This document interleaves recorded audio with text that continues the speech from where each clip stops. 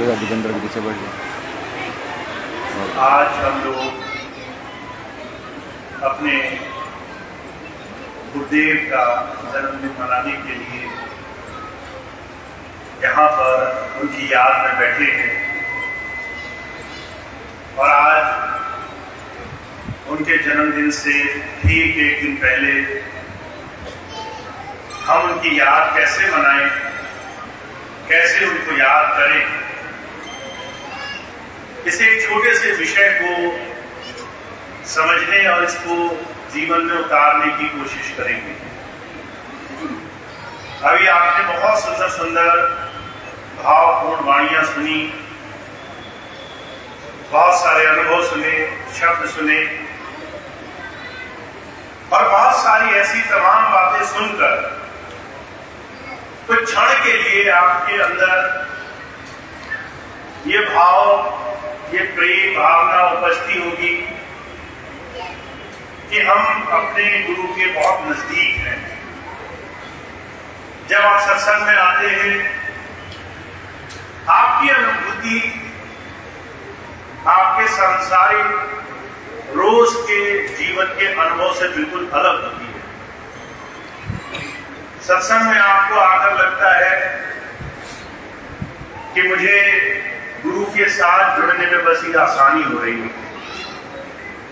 जब आप कुछ वाणी सुनते हैं, कुछ शब्द सुनते हैं, कुछ क्षण के लिए मन एक साथ हो जाता है और उस वक्त हमें एहसास होता है कि हम अपने गुरु के बहुत नजदीक हैं। आज हमें कुछ ऐसी चीजें समझनी है जिससे हम इस समय को बढ़ा सकें। गुरु के साथ जुड़ने, उस प्रभु धारा के साथ जुड़ने के ये कुछ चंद क्षण जो हमें सिर्फ सत्संग में, सिर्फ संतों महापुरुषों के वचनों को याद करके समझ में आते हैं, उस समय हमारा बढ़ जाए। महाराज जी कहा करते थे, इस संसार में हमारे और आपके जन्म लेने का सिर्फ एक ही सबसे बड़ा कारण है, वो ये कि हम इस रहस्य को स्वयं सुलझा सके कि जीवन लेने के पीछे कारण क्या है। मनुष्य शरीर से जो दुनिया की चीजें आप कर सकते हैं वो आप करते हैं, चाहे वो अपने लिए, अपने परिवार के लिए, समाज के लिए बहुत सारी चीजें कमाना हो, धन कमाना हो, नाम कमाना हो, इज्जत सम्मान कमाना हो, ये सारी चीजें आप करेंगे। पर जब आपके शरीर में, जब आपके समय के साथ जीवन के आखिरी क्षणों में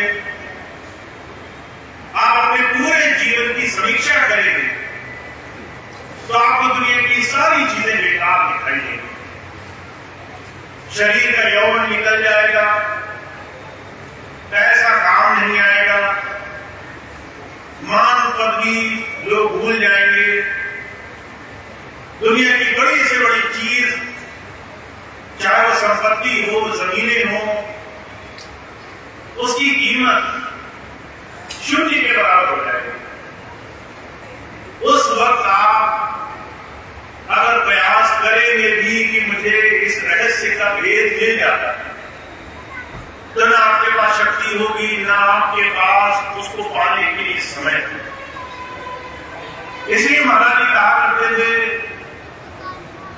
संतों के सानिध्य में आना सार्थक तभी है जब आप अपने विवेक शक्ति पर जोर डालते हैं कि आखिर में क्या करने आया हूं, आखिर में क्या करना चाहता हूं। और जो कहा करते थे, ध्यान वो क्रिया है, ध्यान वो रास्ता है जो आपको आपके इस मृत्यु लोक से, भौतिक जगत से आगे ले जाने की शक्ति रखता है। जो ध्यान नहीं करता है, जिसको ध्यान लगाने में अभी पूरी तरीके से महारत नहीं मिली है, वो कहीं ना कहीं मन, इंद्री, भोग, विषय विकारों में उलझा हुआ है। आज मैं इसी बात को आपको समझाने की कोशिश करूंगा। बहुत से लोग मेरे पास आते हैं, कहते हैं हमारे जीवन में हमारे अंदर के विकार दूर नहीं हो रहे।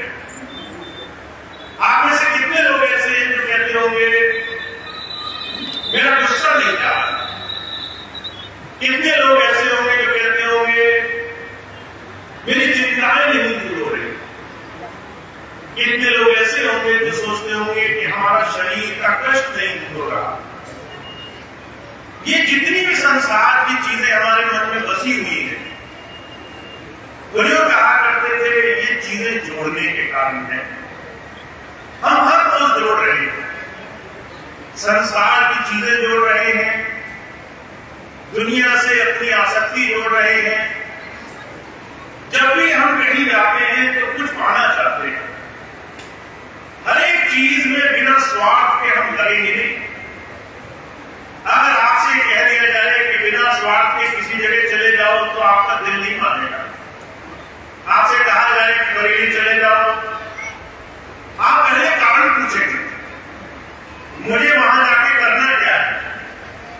कुछ खाने को मिलेगा, कुछ पैसा मिलेगा, कुछ तो मिलेगा जो जाना पड़ेगा।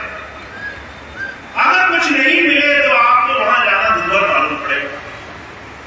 बिना स्वार्थ के, बिना लेने के, बिना कुछ पाने की चाह के इंसान अपने जीवन में एक कदम नहीं रख रहा है। तो महाराज जी कहा करते थे ध्यान इसके विरुद्ध है।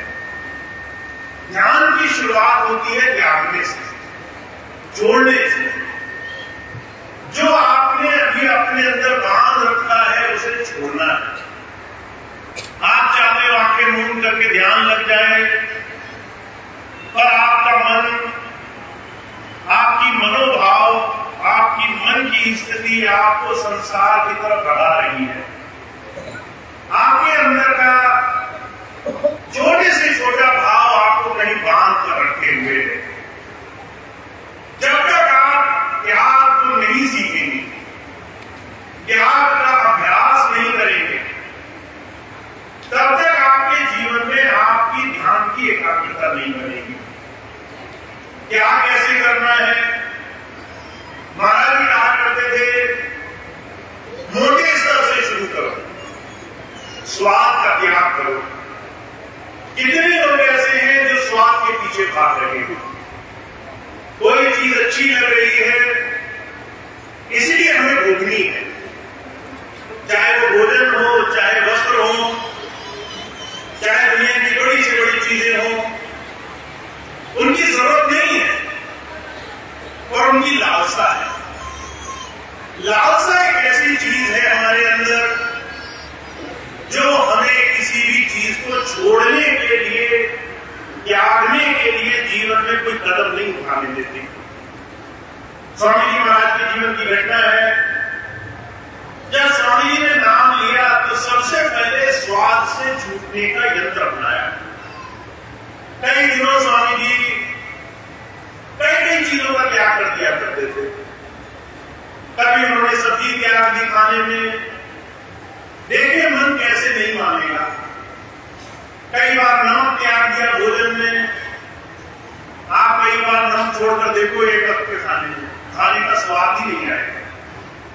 एक महीना उन्होंने नमक त्याग दिया कि नमक नहीं खाएंगे। कई दिन उन्होंने कई चीजों के त्याग करके देखा मन की स्थिति क्या है। मन क्या भोजन त्याग सकता है? क्या भोजन को जरूरत के हिसाब से खा सकता है? क्या उसे सादगी में ला सकता है? कई बार उन्होंने बाहरी चीजों के त्याग को जीवन में करके दिखाया दुनिया के सामने। हमें अपने मन से, शरीर से, बुद्धि से हर एक वो चीज परखनी चाहिए जो हमारे अंदर कोलाहल मचा रही है। जब मैं आप सबको देखता हूं, हर एक इंसान के अंदर अलग अलग तरह के भोग हैं, अलग अलग तरह की इच्छाएं हैं। कोई खाना देखकर नहीं रुक सकता है, कोई कपड़े देखकर नहीं रुक सकता है, दिख सकता है, कहीं न कहीं हमारी कमजोरी है। और जो क्या करते थे ये लोग, हमें कई बार ध्यान के रास्ते में बाधक नहीं दिखाई देता। हमें लगता है ध्यान एक अलग चीज है, दुनियादारी एक अलग चीज है।